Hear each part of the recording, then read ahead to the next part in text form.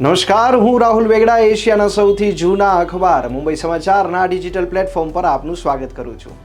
ચાલો જોઈએ આજની મુખ્ય હેડલાઇન્સ. વડાપ્રધાન નરેન્દ્ર મોદી અને મોરિશિયસના પ્રધાનમંત્રીની અધ્યક્ષતામાં મોરિશિયસના પોર્ટ લુઇસમાં દ્વિપક્ષીય વાર્તા યોજાઈ. સેન્ટ્રલ બેંક ઓફ મોરિશિયસ અને આરબીઆઈ વચ્ચે ક્રેડિટ ફેસિલિટી એગ્રીમેન્ટ માટે સમજૂતી કરવામાં આવી હતી.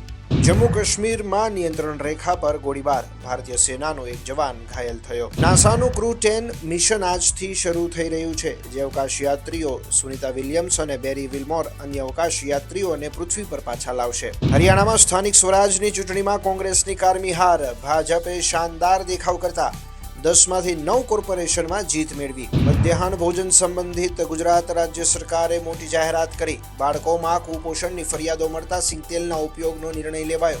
શિક્ષણ પ્રધાન દ્વારા ગૃહમાં જાહેરાત કરવામાં આવી. ગાંધીનગર વિધાનસભા ગૃહ બહાર મુખ્યપ્રધાન ભૂપેન્દ્ર પટેલ સહિત મંત્રીઓ નેતાઓએ રંગોથી રમીને હોળીની ઉજવણી કરી. સુરતના ગભોણી 4 રસ્તા પાસે આવેલા હાઈવે પર આવેલ વેસ્ટેજ કપડાના ગોડાઉનમાં આગ લાગી. સદનસીબે ઘટનામાં કોઈ પણ જાનહાનિ થઈ ન હતી. આજે સૌરાષ્ટ્ર, કચ્છ સહિત રાજ્યના અનેક સ્થળોએ તાપમાન 40 ડિગ્રીને પાર રહે તેવી શક્યતા હવામાન વિભાગે આપ્યું છે ઓરેન્જ એલર્ટ.